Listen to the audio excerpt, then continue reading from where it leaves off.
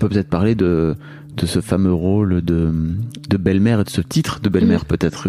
Pourquoi tu disais que tu détestes ce... Parce que déjà il y a mère dedans. Je suis pas sa mère. Je suis un parent. Mais le titre de mère, enfin j'ai pas envie de la spolier de ça. C'est elle, sa mère, c'est pas moi. À la limite, et on en rigole souvent, il déteste m'appeler belle-maman, mais il m'appelle par mon prénom. J'aimerais bien qu'on se trouve un petit truc quand même qui marque un peu plus la proximité qu'on a que juste mon prénom, qui, je trouve, est un peu, me met un peu à distance. Exécuté par qui? Fabrice Florent. Bonjour, bonsoir, bon après-midi à tous et bienvenue dans Histoire de Daronne, l'émission où chaque 2e et 4e mardi de chaque mois, à partir de 6h du matin, je retrace avec mes invités leur rapport à la maternité. Après avoir interviewé une bonne centaine de darons dans mon autre podcast, Histoire de Daron, il était temps d'explorer l'autre face de la planète parentalité. Je suis Fabrice Florent, dans la vie je fais des podcasts d'interviews et de discussions et je crée des contenus. Si vous aimez cet épisode, allez donc écouter la bande-annonce de ce podcast pour en découvrir plus sur moi et mes autres contenus. N'oubliez pas de vous abonner sur votre appli de podcast préféré, de mettre un cool commentaire et 5 étoiles au podcast sur Apple Podcasts ou sur Spotify et de partager cet épisode autour de vous s'il vous a plu. C'est le meilleur moyen de m'aider si vous aimez mon travail. Merci beaucoup Anaïs d'être là. Avec plaisir. C'est très cool. Je t'ai envoyé un petit message parce que je t'ai vu. On se suit sur Instagram depuis un petit moment. Je t'ai vu sur Insta sortir de temps à autre sur ta condition de belle-mère. On va parler déjà de ce terme peut-être. Ouais. Et je me suis dit que ça pourrait être super que tu viennes dans Histoire de Daronne pour me raconter un petit peu ta vie de belle-maman. Alors je sais même pas. À titre personnel, je ne suis pas concerné, mais je trouve que ce terme est débile au possible, quoi. Ouais, mais ce terme est terrible. On va en parler. Ouais. Est-ce que tu peux te présenter? T'as quel âge? T'as 35, c'est ça, si je me trompe pas? Alors, j'ai 34 ans pour encore quelques mois. Okay. Mais je pourrais avoir 35, je m'en fous. Hein. Donc, je m'appelle Anaïs, je suis autrice. Et je suis actuellement en petite période, j'allais dire sabbatique, mais pas du tout, puisque je suis pleinement active dans l'écriture d'un premier roman. Mais disons que je suis au chômage de ma précédente vie où je dirigeais un média. T'es journaliste? Je suis journaliste à la base, absolument. Enfin, tu l'es toujours. Oui. Ouais. Non, je suis passée du côté plutôt fiction de la chose. Okay. Donc, je me considère plus tellement comme journaliste. Il paraît que le journaliste c'est bien, il faut juste savoir en sortir. C'est ça, bah voilà. En tout cas, merci beaucoup de venir partager ton expérience.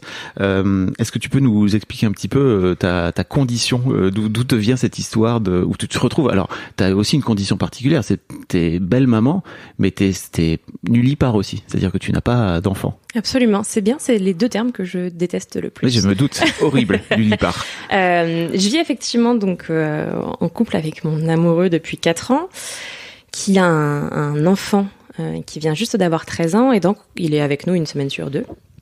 Et je suis effectivement moi-même sans enfant.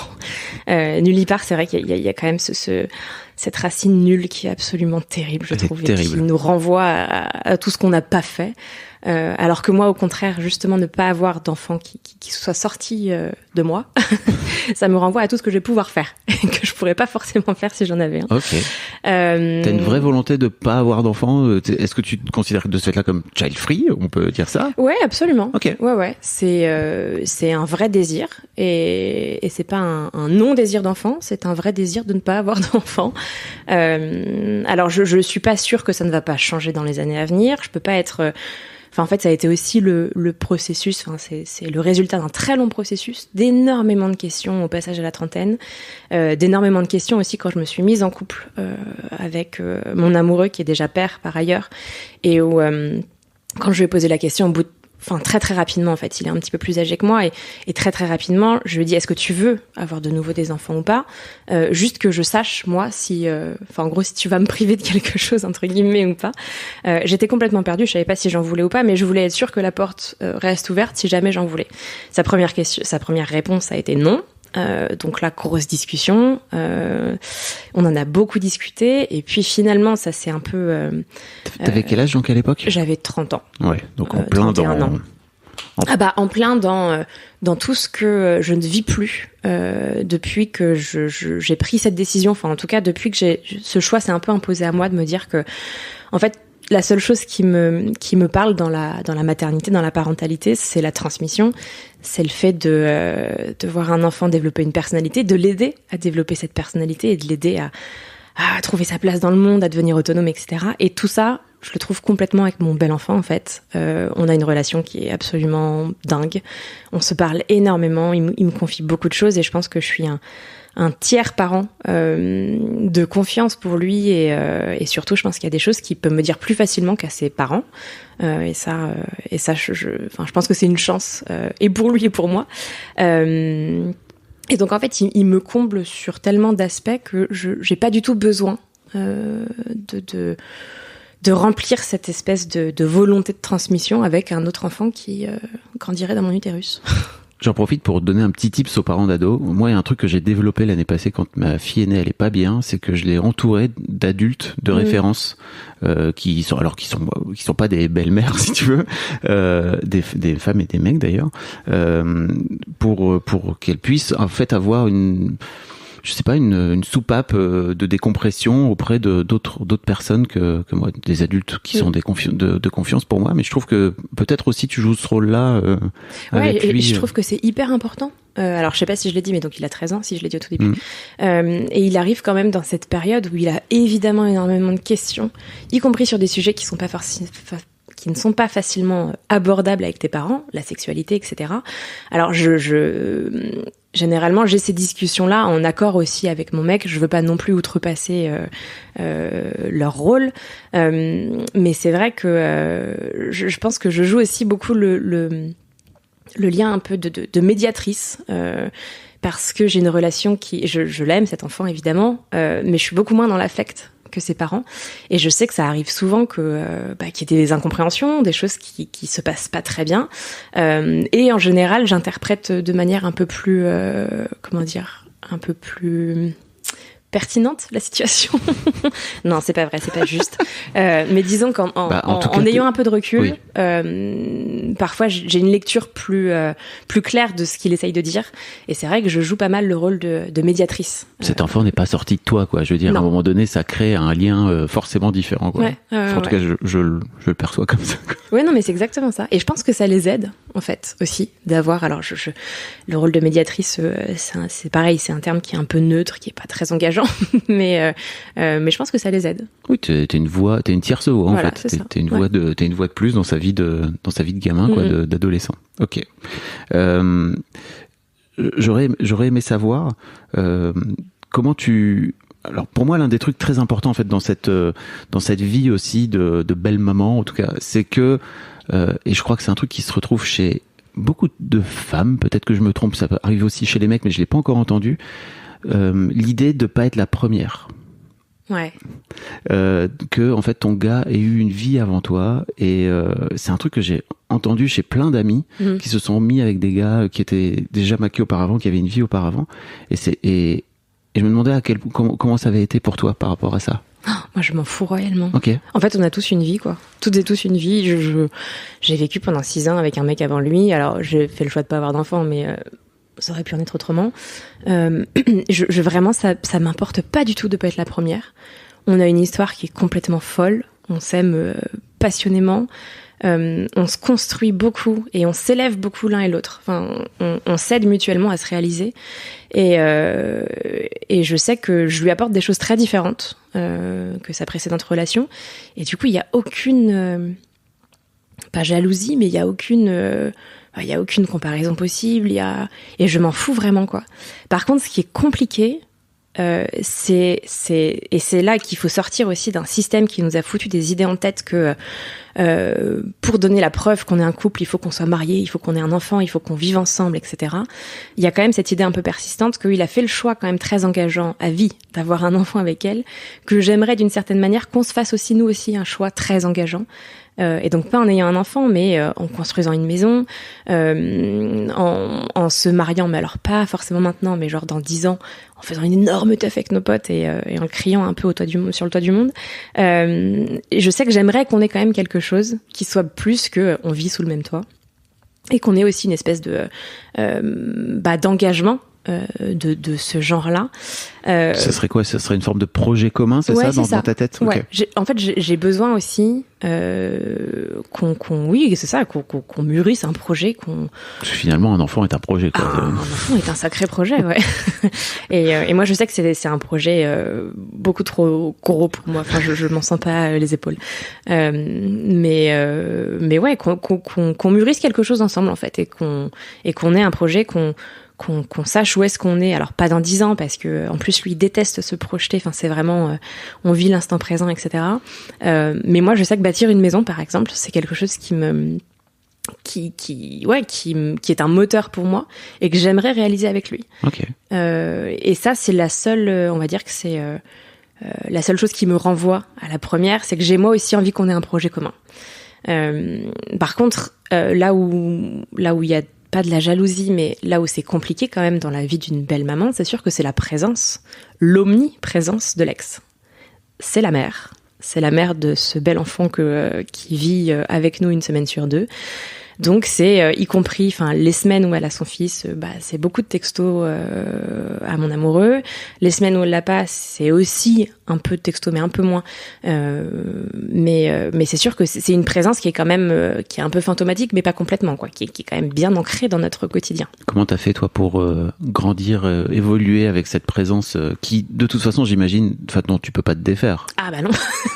et puis non. Enfin, je veux dire, et je le souhaite pas. Enfin, tu vois, je voudrais pas, par exemple, que son fils soit tout le temps avec nous, ou à l'inverse, qu'on ait un mode de garde complètement différent. Je trouve qu'on a trouvé un équilibre qui est très chouette. Et évidemment, c'est sa maman. Enfin, c'est normal qu'elle soit là, mais c'est sûr que parfois, j'aurais envie, et ça, je l'ai déjà dit à mon mec, j'aurais envie qu'il y ait des horaires d'ouverture, quoi. C'est-à-dire que, non, quand il n'y a pas d'urgence, c'est pas ok de passer un coup de fil à 23h, en fait. On a notre vie.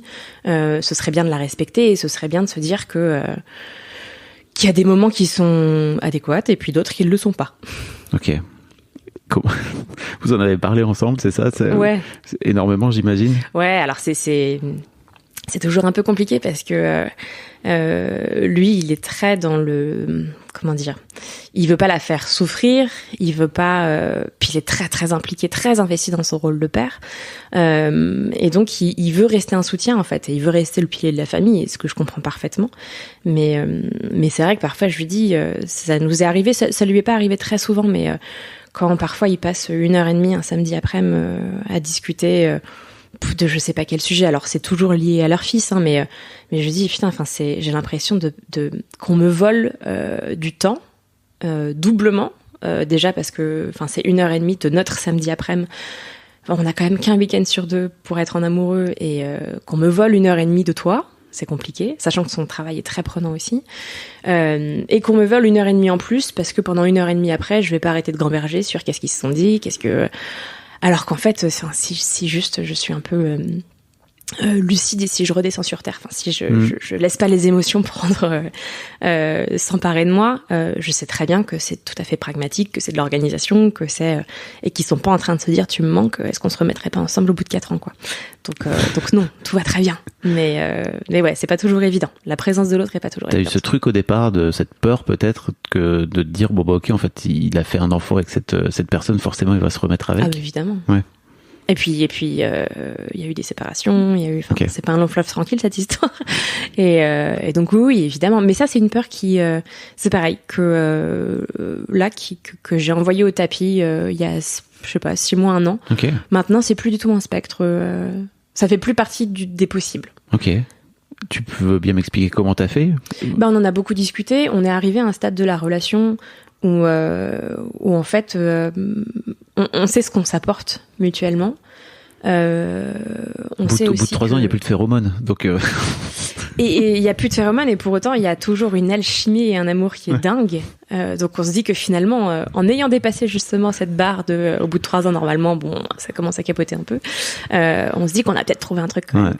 Et en fait, non, on est assez certains l'un et l'autre de s'être trouvés. Je dis pas que c'est l'homme de ma vie, je dis pas qu'on finira nos jours ensemble. Je souhaite vieillir avec lui, mais bon, on sait pas de quoi demain est fait. Hein.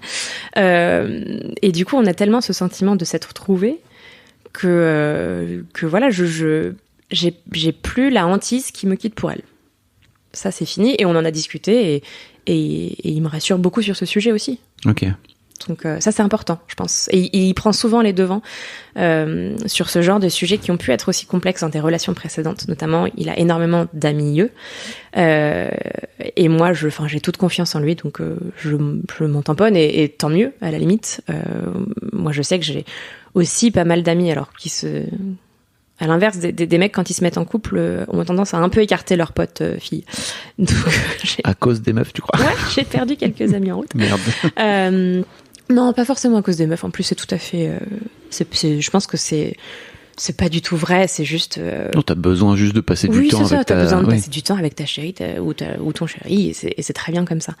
Et donc voilà, j'ai fait une totale digression. Je sais plus où je voulais en venir. Oui, non, je suis très contente qu'il ait des amis.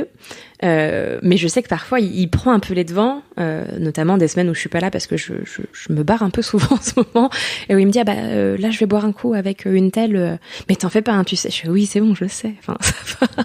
Et donc il prend quand même le temps de me rassurer sur beaucoup de choses, et donc c'est aussi ça joue bien son rôle, quoi. Je suis rassurée. Ok, c'est cool. Et je me disais justement, on peut peut-être parler de ce fameux rôle de belle-mère et de ce titre de belle-mère, peut-être.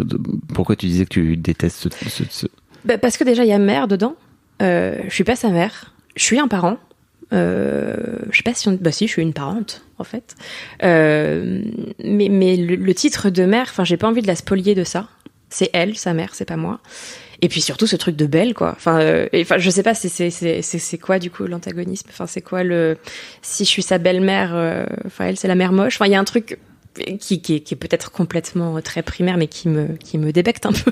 Okay. Et puis vraiment, ouais, le fait qu'il y ait mère là-dedans, à la limite, et on en rigole souvent. Il déteste m'appeler belle maman, mais il m'appelle par mon prénom. J'aimerais bien qu'on se trouve un petit truc quand même qui marque un peu plus la proximité qu'on a que juste mon prénom, qui, je trouve, est un peu me met un peu à distance.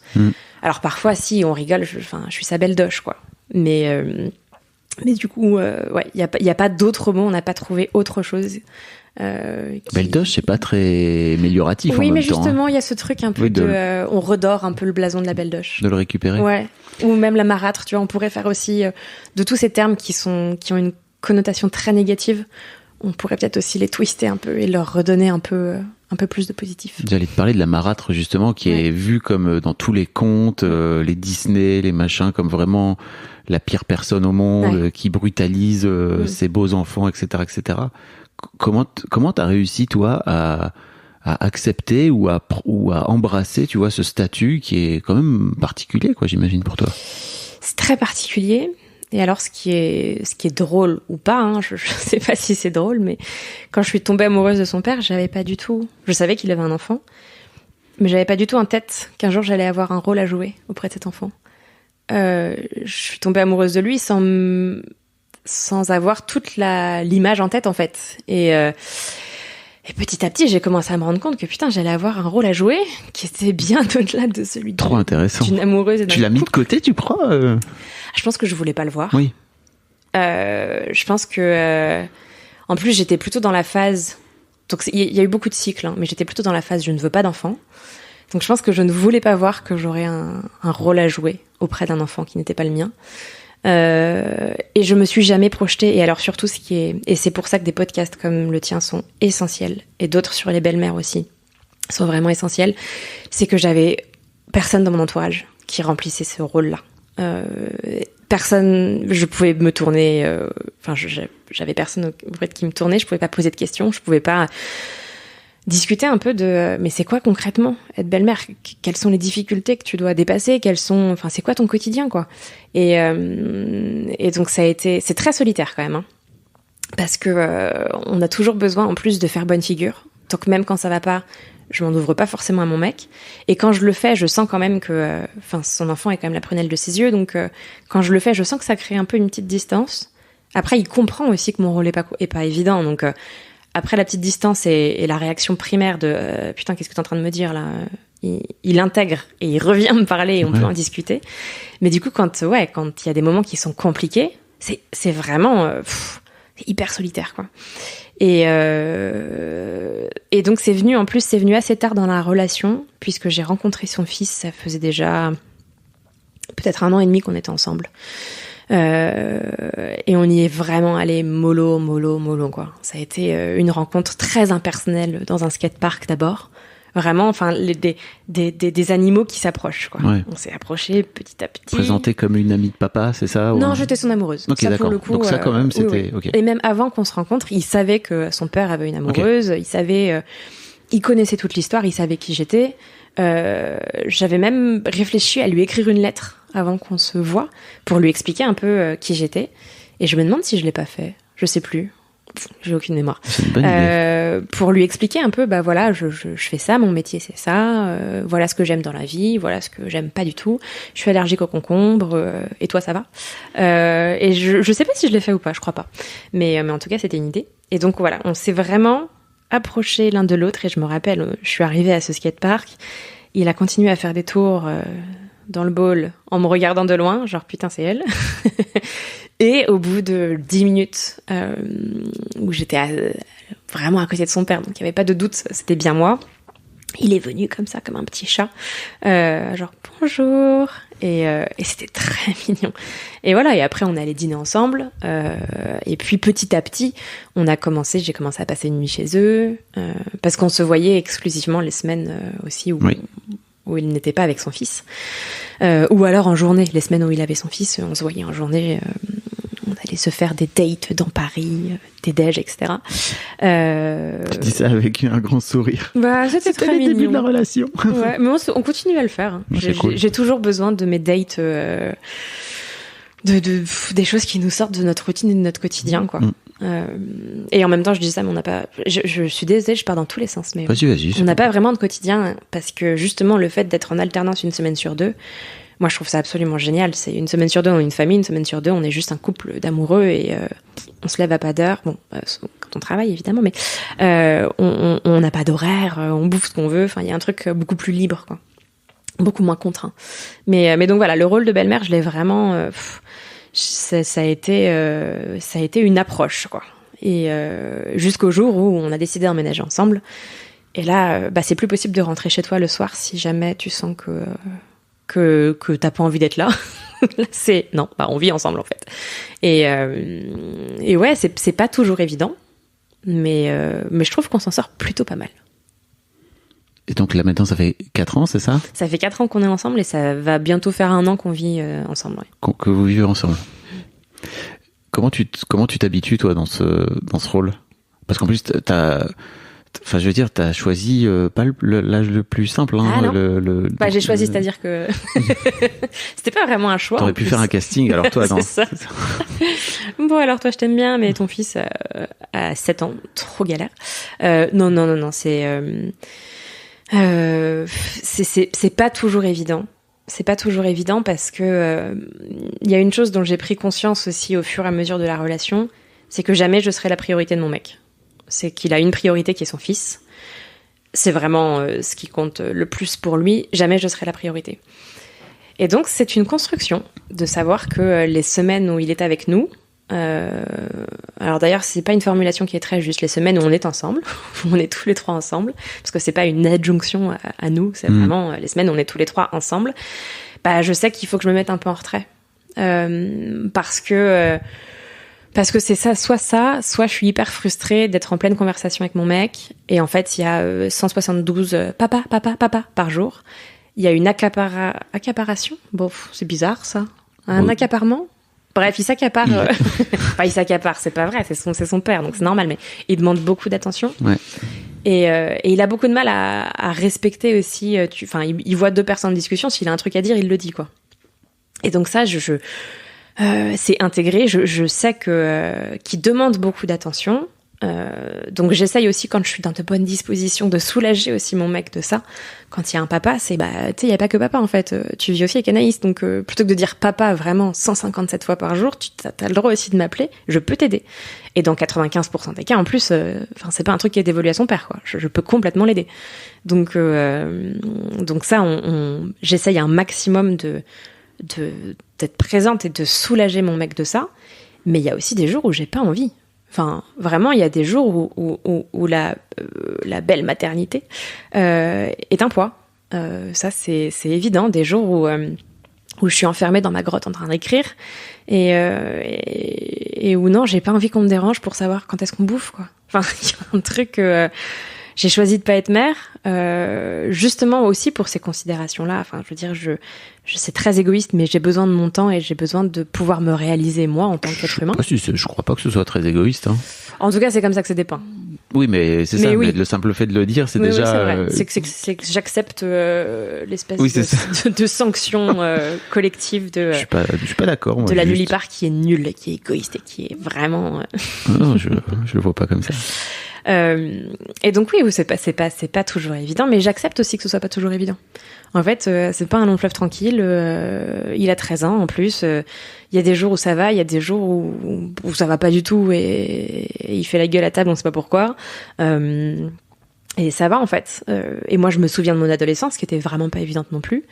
Et c'est vrai que je convoque beaucoup mes souvenirs d'adolescente pour pouvoir l'aider aussi. Et pour pouvoir dédramatiser pas mal de choses et me dire attends, ça va, enfin, toi à son âge t'étais pire, toi à son âge tu faisais ça, donc laisse-le un peu respirer, laisse-lui de la liberté, mais parfois c'est plus fort que moi, je me rends compte que je suis sur son dos, quoi. Enfin il y a vraiment et je me dis putain mais arrête, t'es précisément ce que tu voudrais pas qu'on. T'es sur son dos pour quoi faire? Oh bah vraiment, mets la table, range ta chambre, ton slip sale là, donc tu le mets pas à côté du bac à linge. T'es une marâtre quoi, c'est ça? Non, je crois que je joue mon rôle de parent, quoi. Oui. Je commence à avoir de l'autorité sur lui et pas à considérer, enfin, je considère pas que c'est pour lui faire des choses, mais c'est juste pour qu'on soit pour qu'il comprenne aussi ce que c'est que de vivre en collectif. Et en fait, je ne suis pas sa boniche, son père n'est pas sa boniche. Il a 13 ans. Je pense qu'il a aussi besoin d'être autonomisé. Il a aussi besoin qu'on lui fasse confiance pour faire des choses. C'est con, mais je lui ai appris à faire des pâtes, quoi. Et il savait pas. Et il était hyper content. Et en même temps, je lui dis, bah, tu vois, tu sais faire des pâtes. Si un midi, tu veux rentrer du collège et que t'as pas envie de bouffer à la cantine et que bah, ni ton père ni moi ne sommes là, tu sais te faire à manger. Enfin, tu sais au moins te faire un plat de pâtes. Et moi, je sais que, enfin, je me suis barrée de la maison, j'avais 18 ans, je suis partie vivre aux États-Unis. L'autonomie, pour moi, c'est la valeur cardinale. Enfin, c'est vraiment le truc le plus important qui soit. Et ça, c'est un truc que tu as envie de transmettre, pour le coup. Ah ouais. On parlait de transmission tout à l'heure. Vraiment. Et j'ai envie qu'il sache qu'il peut tout faire dans la vie et qu'il se mette pas de limites. Comment t'as fait pour réussir à trouver ta place petit à petit, quoi, tu vois, je pense aux autres meufs qui potentiellement nous écoutent et qui sont dans ta position, tu vois. J'imagine à quel point ça a été un chemin complexe, quoi. Ouais, c'est un chemin complexe et surtout, en fait, c'est quelque chose qui est difficile à intégrer. De savoir que là, par exemple, avec la guerre en Ukraine qui a éclaté, je suis parfois un peu... j'ai tendance à me faire des scénarios du pire en permanence. Et donc je lui disais, mais si ça nous arrive sur la gueule, qu'est-ce qu'on fait, quoi?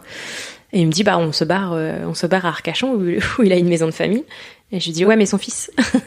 Ouais, mais ton fils. Il me dit, bah il vient avec nous. Oui, et sa mère, du coup, on l'emmène avec nous aussi. Et en fait, il y a ce truc où c'est quand il se passe des choses comme ça où tu te dis, mais en fait, moi, ma place là-dedans, clairement, je pense que je suis la première à gicler s'il se passe quelque chose de grave. Pas dans le sens où il voudra volontairement me gicler, mais c'est juste comment est-ce que... Enfin, c'est évidemment que c'est avec son fils qui se barre, quoi. Et que sa mère, la mère de cet enfant ne sera pas très loin, mais on n'arrivera jamais à vivre à 4. C'est pas possible. Et là, j'arrête parce que c'est vraiment un scénario qui a très très peu de chances de se produire. Je touche du bois. Qui est dans ta tête, en plus. Qui est dans ma tête, absolument. Mais on l'a quand même évoqué. Et pour lui, mais c'est évident que qu'on s'en va ensemble et qu'on fuit ça ensemble. Et j'étais là, mais non, en fait. Je pense que tu te rends pas compte que... Bah, dis pas non à sa place. Évident. Non, je dis pas non à sa place. T'es un peu en train de dire non à sa place quand il te... Oui, c'est sûr. Mais je pense qu'il faut accepter que, voilà. En cas de situation de crise, notamment sur un bateau, s'il y a une personne à sauver, bah c'est pas votre peau qui sauvera. Mais du coup, moi je suis hyper indépendante et très, je vais dire très autonome. Évidemment, t'as 34 ans, c'est normal que tu sois autonome. Mais je suis hyper indépendante, donc en fait j'ai besoin de personne pour me sauver du bateau. Par rapport à cette idée. Par rapport à cette idée, ouais. Okay. Et après, le fait que je sois pas sa priorité, c'est encore des sujets. Enfin, c'est encore parfois un peu des sujets sur lesquels on s'écharpe parce que son travail aussi est très très présent.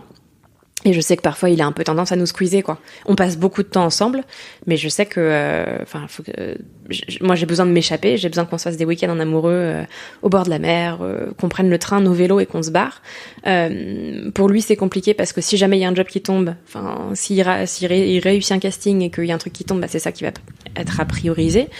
Et donc pour lui, prendre du temps pour nous, en dehors de son taf, en dehors de son fils, etc., c'est encore compliqué.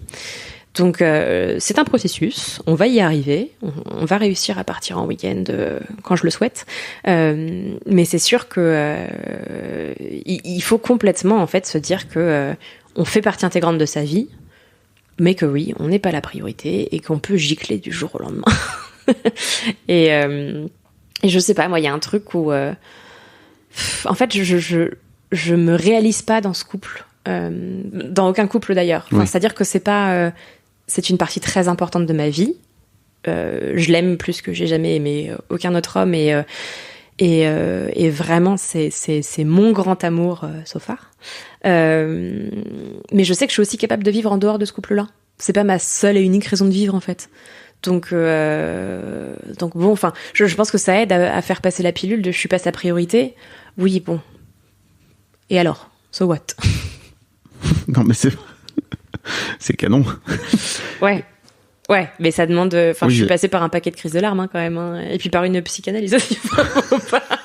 Faut quand même pas mettre tout de côté. La première année de notre couple a été très très compliquée. Et vraiment, il y avait cette hantise qui aujourd'hui n'en est plus une, mais qui retourne vers sa famille. Pour lui, c'était vraiment un déchirement puisque la séparation était assez concomitante avec notre rencontre et c'était vraiment un déchirement de laisser en tout cas pas sa famille puisque on est toujours une famille, enfin peu importe la forme qu'elle prend, ça reste une famille, mais en tout cas de laisser ce schéma familial là de côté et donc oui, ça a été une grande souffrance et donc construire un couple sur des cendres pas complètement éteintes d'un précédent couple, c'est vraiment pas simple. Mais avec l'aide d'une Bumpsy, on arrive à dépasser certaines choses, à enterrer certaines peurs, à ne pas les laisser nous bouffer surtout. Tu parles de toi là quand tu parles de oui, psy. Je parle de moi. Ouais. Parce que voilà, les peurs peuvent pas être maîtresses de notre vie, quoi. Et si on agit que par peur, on fait plus rien. Et puis, enfin, je serais pas là où je suis aujourd'hui si j'avais eu peur. En permanence qui me quitte, qui retourne vers elle, c'est pas vivable en fait. Donc, En parlant de peur, je voudrais bien te lancer là-dessus aussi. Tu me racontais hors micro que t'as enregistré, donc tu me racontais qu'il y avait un podcast qui s'appelle Belle-Mère, c'est ça?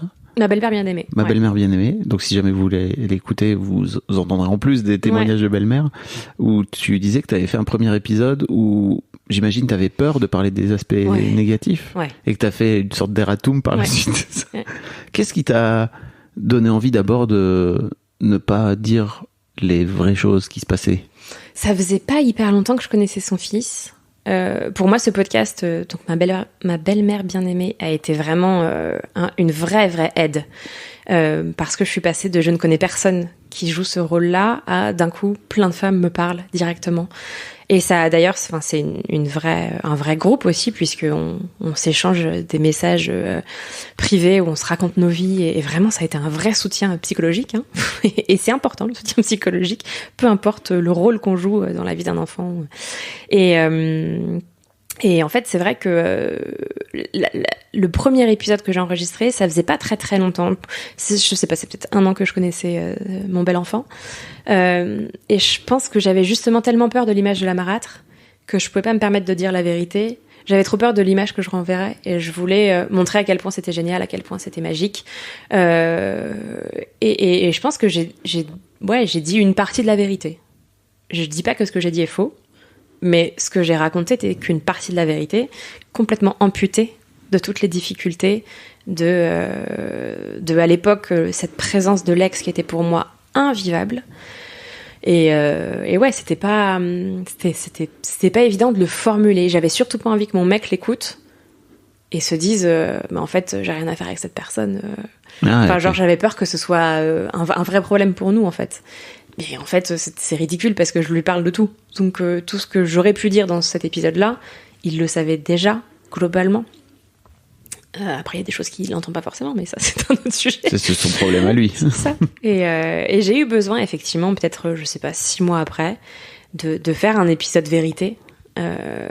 Et de dire, en fait, ce que je vous ai raconté, c'était c'était très brillant, très paillette. Mais la vie de belle-mère, c'est pas que ça, quoi. La vie de belle-mère, c'est aussi beaucoup de souffrance, beaucoup de solitude. Et c'est pas que des trucs hyper sympas, une relation magnifique avec un enfant qui n'est pas le nôtre. Voilà, il y a aussi beaucoup de difficultés au quotidien et vraiment il y a des jours où je craque et c'est pas simple. Mais qu'est-ce qui t'a incité à faire ce chemin-là et à aller vers plus de vérité? Et ben justement d'écouter d'autres femmes qui elles étaient peut-être plus sans filtre et de voir à quel point ça m'aidait moi d'entendre ces femmes-là me raconter des choses qui étaient mon quotidien et de me dire mais en fait pourquoi t'as passé ça sous le tapis alors que si tu fais ce podcast, c'est pas pour toi, c'est pour en aider d'autres. Enfin, c'est aussi pour que ta parole, ton témoignage puisse aider d'autres femmes à se projeter et à se dire mais en fait je suis pas seule. Et enfin pour moi c'est la seule et unique raison d'ailleurs. Enfin c'est aussi celle pour laquelle je suis là. C'est pour que d'autres femmes se disent putain mais on vit la même chose et pourquoi pas échangeons et voyons comment est-ce qu'on peut s'aider mutuellement. Et je me suis dit j'aide personne en racontant que tout est beau, tout est rose quoi. Et c'est la même chose sur, je sais pas, sur l'accouchement. C'est quand même un truc dont on parle toujours. Enfin, jamais une de mes copines qui a accouché m'a dit c'est une horreur. Tu te fais éventrer. Non, c'est oh là là, j'ai oublié. Bah, t'as oublié, meuf.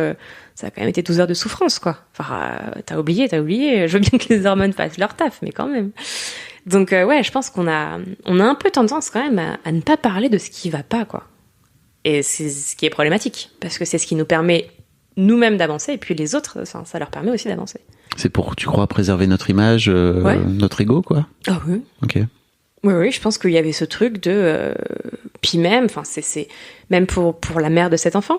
J'ai pas forcément envie que si elle écoute ça, elle se dise que son fils est un fardeau pour moi. Alors que c'est pas du tout le cas. C'est juste que parfois, sur 1 heure dans une journée d'une semaine compliquée, ouais, je voudrais bien être seule, ouais. Alors que c'est pas représentatif de toute notre vie, oui, du quotidien qu'on a ensemble. J'imagine que c'est aussi des phases par lesquelles elle passe, ah oui, elle, ça, je pense, oui. en tant que mère, quoi. Enfin, en tout cas, moi, en tant que parent, bah oui. c'est un truc que j'ai pu faire, quoi. Ok. Est-ce qu'il y a un truc sur lequel je t'ai pas amené, dont t'aurais aimé parler? On n'a pas trop parlé du pourquoi le non-désir d'enfant. Non, pardon. Non, justement, c'est ce que je disais tout à l'heure. Pourquoi le désir de ne pas avoir d'enfant? Où je pense que c'est aussi important parce que moi, je me suis posé énormément de questions. Et ça a été un sujet vraiment bouleversant pour moi. Enfin, je suis passée par des phases où je pouvais pas mater un film dans lequel il y avait une nana qui accouchait sans éclater en sanglots parce que j'avais l'impression que c'était ce qui me manquait à ma vie. Où il y a un moment où cette fameuse horloge biologique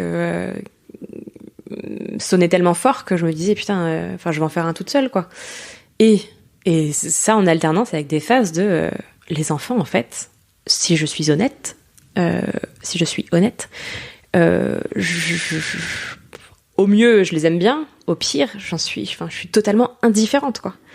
Vraiment, à un moment, j'ai eu cette phase de... j'avais besoin d'aller sniffer de la fontanelle des bébés de mes amis.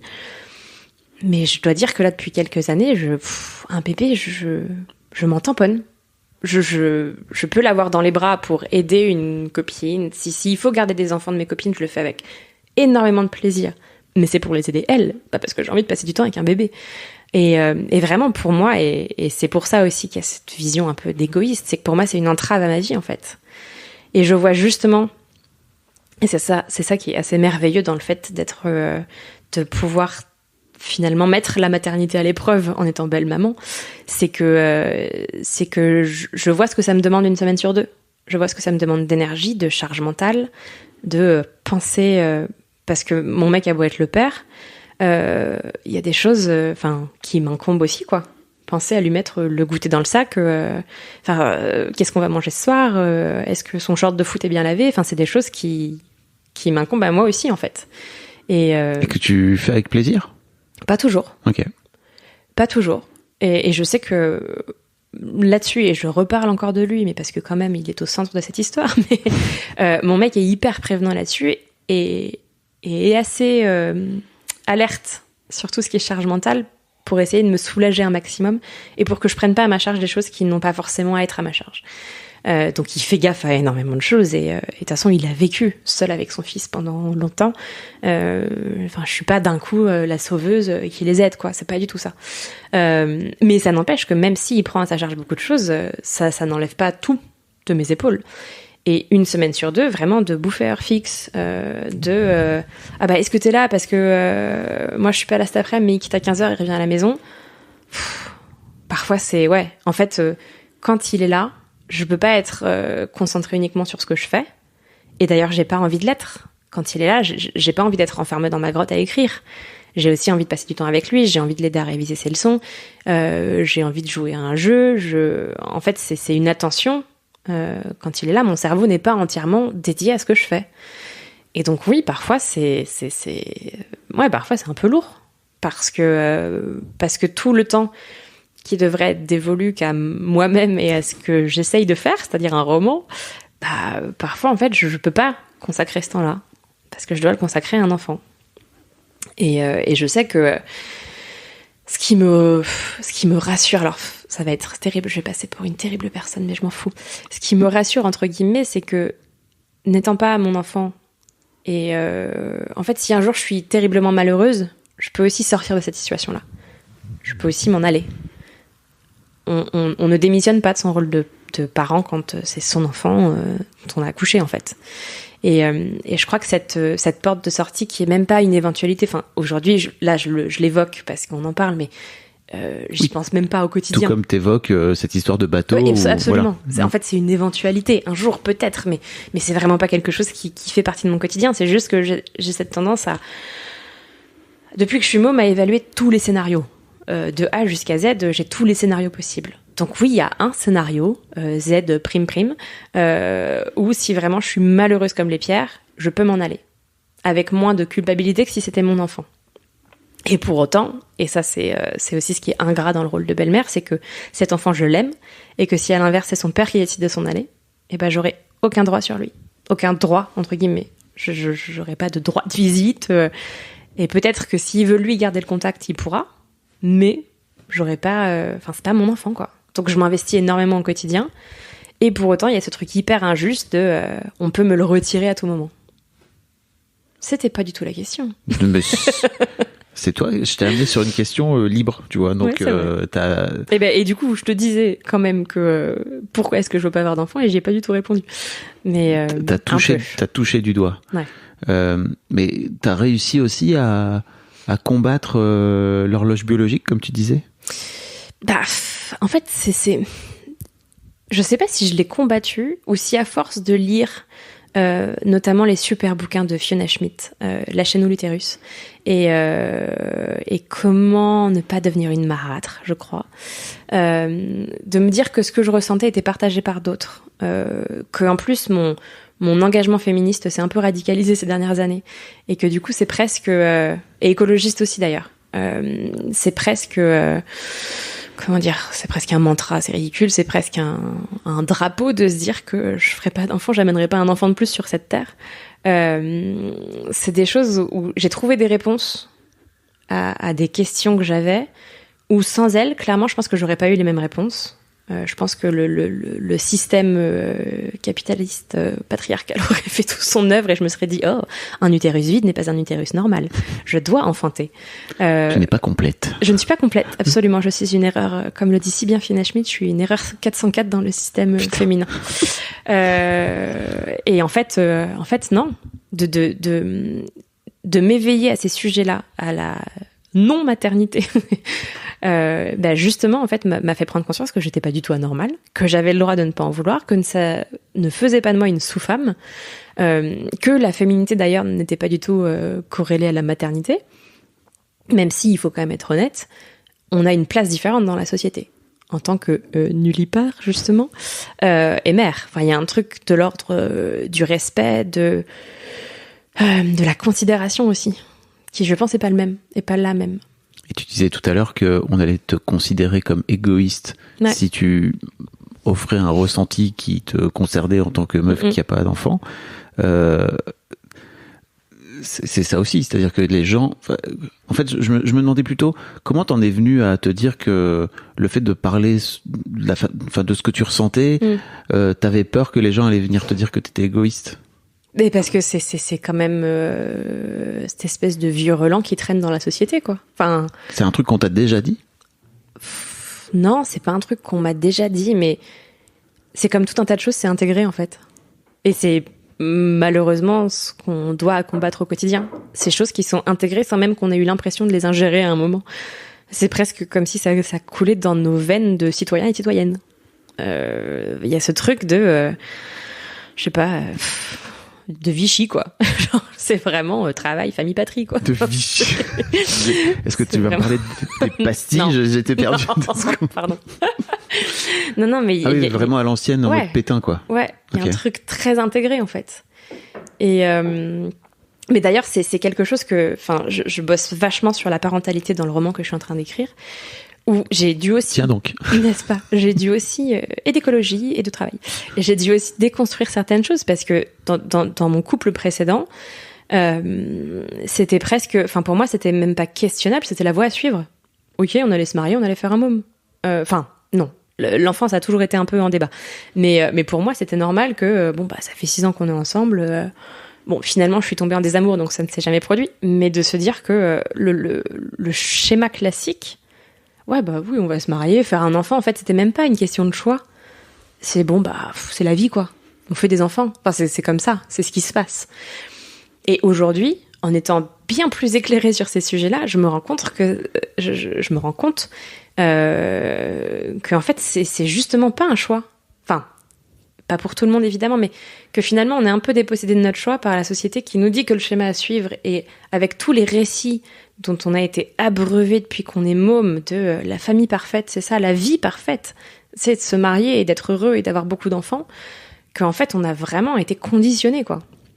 Et pour moi c'est pas tellement un choix de faire des enfants, parce que c'est tellement la réponse à une condition, que en fait aujourd'hui j'ai l'impression de faire un choix beaucoup plus conscient en me disant que je veux pas d'enfants, que si je continuais juste sur ce mouvement de mon horloge biologique sonne, je vais trouver un géniteur.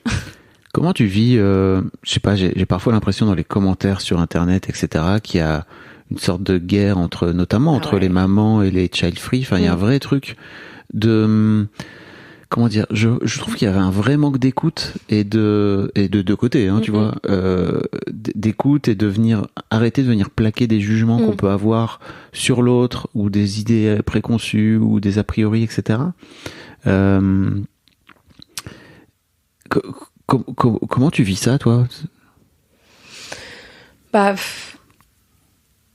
En fait, ce qui est cool de vivre à Paris, être trentenaire à Paris, c'est que la question de l'enfant n'est jamais une question. Enfin, on me demande pas 15 fois par jour est-ce que j'ai un enfant. C'est pas un sujet, c'est un non-sujet en fait. Donc j'ai pas à me confronter à ça. En revanche, c'est sûr que je suis un compte Instagram qui s'appelle Le Regret Maternel, qui là est à l'inverse, plutôt porté sur les mères qui regrettent d'être mères, qui évidemment aiment leur enfant. Et ça, c'est pas à mettre sur la même plaque. Hein. Je crois qu'il faut expliquer que les deux peuvent exister exactement. ensemble. On peut très bien aimer ses enfants plus que tout, mais regretter d'avoir fait ce choix d'être mère, en fait. Parce que d'un coup, notre vie change du tout au tout, quand même. Et franchement, parfois, les commentaires font absolument flipper. On a l'impression que notre choix, ou que le choix de mère qui regrette d'être mère et qui l'explique, vient du coup appuyer sur le choix des autres. Et se dire que puisque toi tu fais le choix d'être mère, c'est que t'invalides mon choix à moi d'être mère. Mais moi j'en ai rien à foutre. Enfin, chacun fait ce qu'il veut, quoi. Et c'est justement ce principe-là, mais que je m'applique pas, hein, puisque je suis toujours quand même un peu à anticiper le jugement des autres, mais chacun fait ce qu'il veut. Et si moi je veux pas d'enfant, moi je sais que j'ai une amie, et ça m'a choquée, qui est venue m'annoncer il y a à peu près 1 an et demi qu'elle était enceinte. Elle me dit, j'ai repoussé ce moment, j'ai eu tellement peur de te l'annoncer, parce que t'es féministe, je sais quelle est ta position sur le fait d'avoir un enfant et tout, et je dis mais à quel moment, enfin, je suis désolée. C'est une amie à toi. Si j'ai pu te faire peur, ouais, c'est une amie à moi, je suis désolée si j'ai pu te faire peur, mais c'est pas parce que je veux pas d'enfant pour moi que je considère que les autres ne doivent pas en avoir. Et même d'ailleurs, en ce moment, donc j'ai 35 ans dans quelques mois, il me reste quelques mois pour faire un don d'ovocytes, et je suis vraiment dans cette démarche aussi de c'est pas parce que moi je veux pas d'enfant que mes petits œufs tout frais ils peuvent pas servir à d'autres. Donc vraiment je juge pas du tout quoi. Et je pense que, je suis en train de me renseigner et de voir un peu dans les cliniques parisiennes quelle est la marche à suivre. Et je pense que c'est quelque chose que j'ai vraiment envie de faire. Moi, je fais ce choix de pas en avoir. En revanche, si mon corps, alors pas mon corps, parce que ce sera juste mes ovocytes, mais peuvent permettre à d'autres femmes d'avoir un enfant parce qu'elles ne le peuvent pas, je serais hyper contente en fait. Et tout comme je me dis que si un jour j'ai un enfant, j'ai beaucoup plus envie d'adopter un enfant qui existe déjà, qui a déjà été mis au monde, que d'en procréer un de plus sur cette terre qui va quand même déjà mal. Mais tu vois, quand tu dis ça, d'en procréer un plus sur cette terre qui va déjà mal, je crois que si t'es une daronne ou un daron, tu peux aussi dire, ah bah putain, moi j'en ai créé sur cette terre qui va mal, quoi, tu vois, et forcément, tu peux aussi te dire, bah en fait, elle est en train de parler de moi, quoi. Même si je sais très bien que c'est pas ton intention. Non, c'est pas du tout ça. Mais je crois aussi qu'il y a ce truc-là, tu vois, chez les... Enfin, dans un camp comme dans l'autre, quoi, tu vois, où il y a vraiment beaucoup de trucs qu'on se dit les uns les autres, où on est en train de parler de nous. En fait, tu vois, tu parles pas de toi. Ouais. Quand tu dis de procréer un être de plus qui va... Bon, bref. C'était, mais je voudrais que ce podcast soit aussi le podcast de l'amour et de l'entente. Et de la bienveillance. Et the world make a better day. Pardon. Non, mais il y a vraiment ça. Et je crois que c'est à entendre, mais à tous les niveaux. Là, on parle de parentalité, mais sur tellement d'autres choses, en fait. Mon choix n'est pas un jugement du tien. Et vraiment, ce qui est ma vérité n'est pas la tienne, en fait. Et quand je dis je veux pas mettre un enfant de plus au monde sur cette terre qui va déjà mal, évidemment que si tout le monde fait comme moi, dans 50 ans, on n'existe plus. Donc, de toute manière, dans 50 ans, on n'existera peut-être déjà plus. Arrête de dire ça. Non, ça va. Mais ça, c'est pareil, tu vois. L'éco-anxiété. Mais ça, c'est pareil, tu vois. Je crois que pour les darons, pour les darons et les daronnes, c'est un vrai problème. C'est-à-dire que, ok, t'as mis un enfant sur cette planète, au monde, et en fait, tu le fous sur une planète qui est en train de brûler, quoi. Tu vois. Et c'est un vrai truc. Ça te fait, et là, vous la voyez pas, mais elle est en train de sourire en disant, c'est ton problème, pas le mien. Non, c'est un peu le mien aussi. Parce que ce bel enfant, bien sûr. Là, tu t'es retrouvé maintenant, bam. Ah bah oui, c'est quand même. Créer un lien avec ce môme, que tu n'as pas pondu, quoi. Bah non, mais c'est complètement mon problème aussi. Mais oui, non, vraiment ce truc de, le jugement est vraiment ce qui nous pourrit, quoi, jusqu'à l'os. Donc, ce que je dis n'est valable que pour moi. Et je ne juge personne qui a fait d'autres choix. Et je crois qu'en plus, on n'est pas bien éduqué à parler de nous. Et en fait, on parle souvent des autres, tu vois. C'est vrai. Et je crois que c'est l'un des trucs aussi qui fait que le podcast marche bien, c'est que pendant 1 heure, t'as pas trop le choix de parler que de toi, tu vois. Donc là, à ce moment-là, d'un coup d'un seul, t'es en train de parler de ton point de vue, etc. Là où je crois que dans la communication interpersonnelle, c'est vachement plus dur de vraiment parler que de soi, quoi. Enfin, il y a toute une éducation à faire, je crois. Et tu vois d'ailleurs à quel point c'est difficile de parler de soi, c'est que je pense que j'ai passé 50% de mon temps à parler de mon mec. Je crois pas 50%, non, mais t'as un peu parlé de ton mec, effectivement. Mais comme tu dis, il fait partie de l'équation, quoi. Bah oui, plus qu'un peu. Plus qu'un peu. Comment tu te vois vieillir avec ce môme?